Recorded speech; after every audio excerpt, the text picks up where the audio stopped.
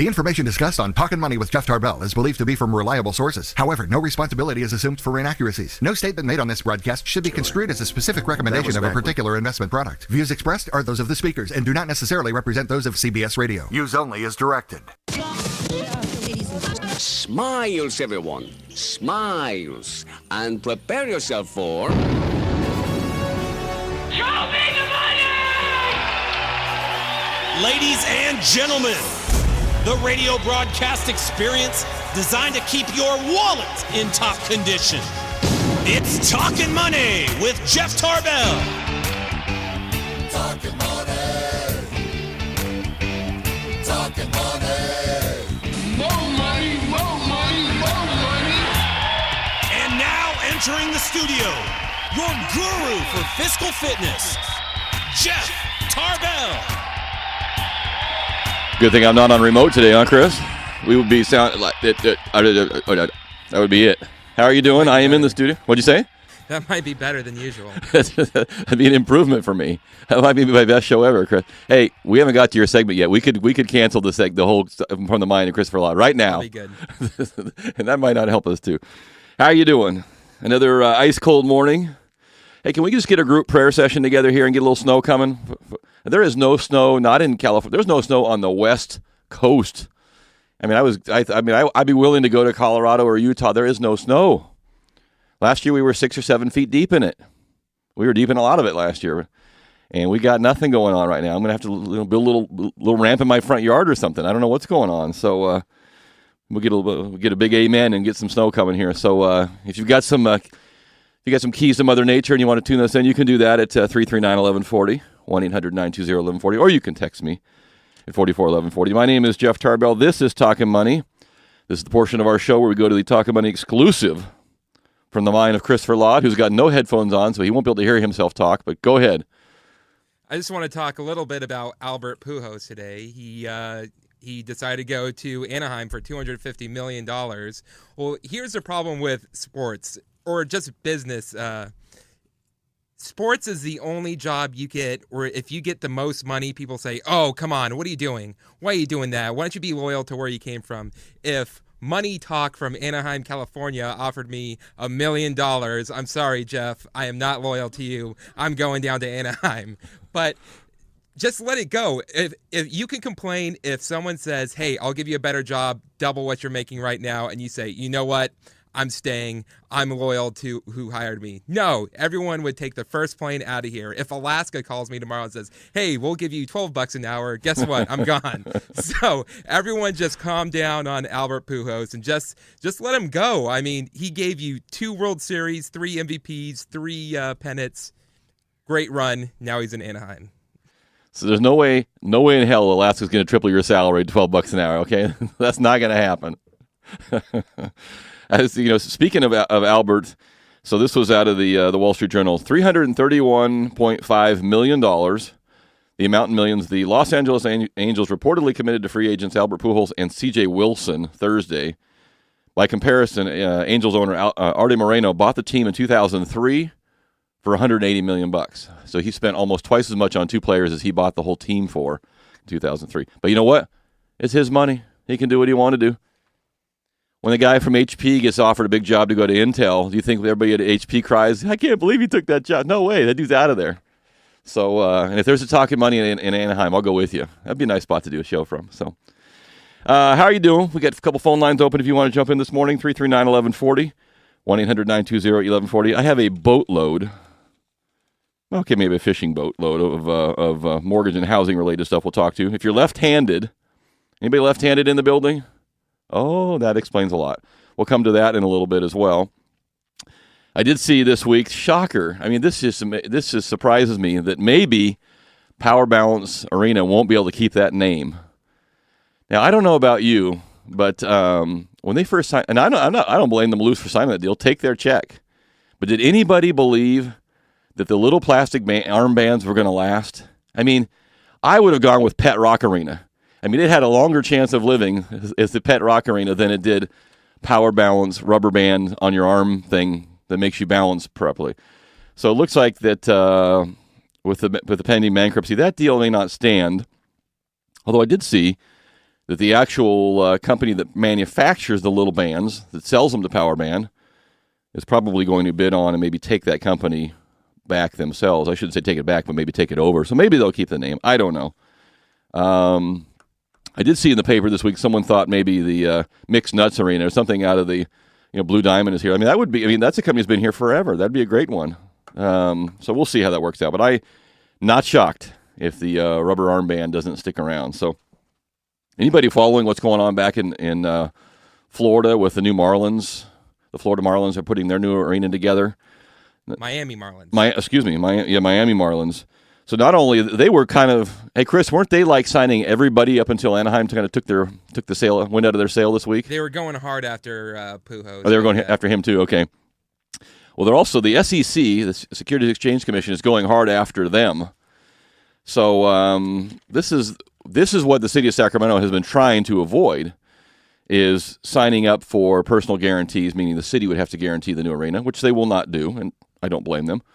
Under the plan, the city and county in Miami are responsible for 80% of the stadium's overall cost of $634 million. I guess some of the concern is that the baseball team came to the city and said, boy, we are losing money left and right. We're going to need some support or we can't stay.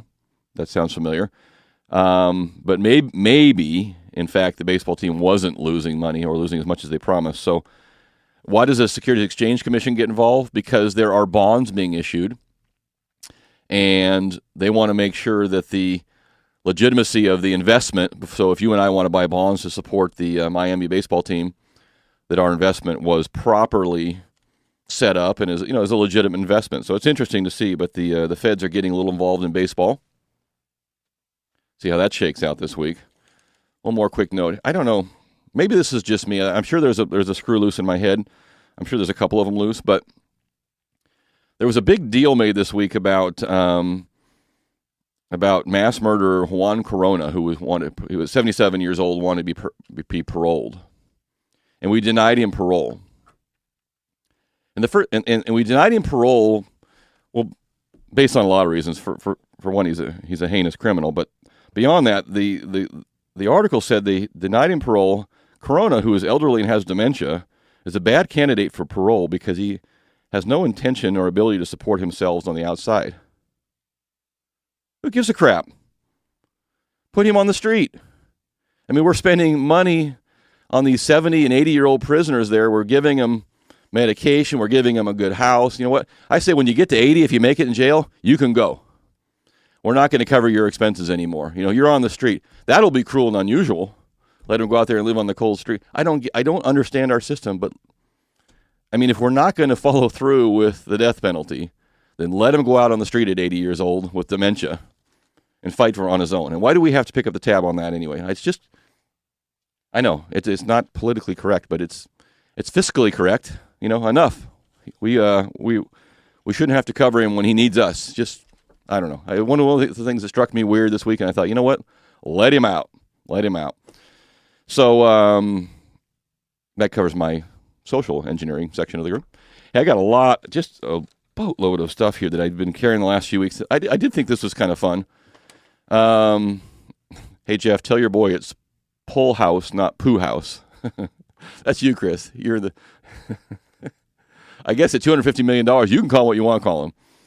I thought this was a fun email I got this week, and I did put it on my my Talkin Money Facebook page. And by the way, if you missed this show, and I don't blame you, and you want to catch it for some reason, which is up to you, every week we will now post this show, a link to the show on my Talkin Money Facebook page, which will has a little link over to the YouTube account. We'll put the show up there if you want. But this was kind of a fun. The numbers are so huge in terms of U.S. debt, U.S. spending, U.S. all this stuff. It's.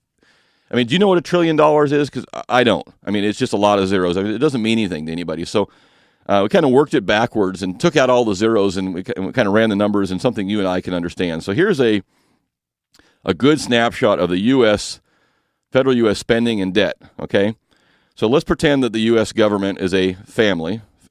So the annual family income of our U.S. debt is $21,700. That's how much income we generate as a family in the U.S. Okay, that's an easy number to understand. $21,700. And then last year, with our $21,700 in income, we spent $38,200. So we had to put on our credit card $16,500, right? The money had to come from somewhere. We put it on our credit card. So our credit card balance now, for our income of our family making $21,000 a year, we have a credit card balance of $142,000. And last year, to offset this massive swing in debt, our legislators got together and they fought out a tough budget cut system. And we cut out of our debt last year $385. So we spent $16,500 more than we made, and we cut through just negotiating, fighting, $385. That is about a month's worth of lattes that we did not get last year. So there you go. There's the numbers. We made $21,700 and we spent $38,000. I don't know how that works in your house. You can probably do it for a year, but I don't know if you can do it ongoing. And if you follow what's going on in Europe and many of the countries over there, they've been doing this in much worse numbers than we have, but close. And if you see what's going on with our stock market and on our bond market, every single day, the market swings plus or minus, and you can almost always now tie it to what is going on in Europe and the discussions they're having over there, plus or minus. Things are going great. We figured it out. Oh, we didn't figure it out. Oh, yeah, we're going to do this. Oh, forget it. That's not going to work. And the market, our market, goes all over the place with it. It is ridiculous. And imagine the catastrophe to the world economy if we start defaulting on our debts. And many people believe we are 10 years away from being the next Europe. 10 years. Not 100 years. Not our lifetime. Well, could be. 10 years away from their problem if we don't resolve our problems. And I don't see anybody trying to do that. So there you go. 339-1140, 1-800-920-1140. It is quiz time. You can text us with your pool house or poo house, whatever you want to do. So let's stay on the sports theme for just a minute. In this sport, professional sport, an obscure rule lets anybody go pro for 24 hours. So in this pro sport, you can be signed to a 24-hour contract. And in fact, there is a reference here to a guy who was sitting on his couch, was pulled off the couch by the local pro team because they didn't have enough people to fill the roster because someone was sick or out. They pulled the guy off his couch and made him sit on the bench for 24 hours. I want this job. I want a 24-hour contract. And I'm not going to give it away, but I want to wear that. See what I'm saying? 339-1140, 1-800-920-1140. You can text us at 44-1140. Which professional sport, most an amateur sport, which professional sport will let you sign a 24-hour contract and sit on the bench? We'll be right back. This is Talkin Money.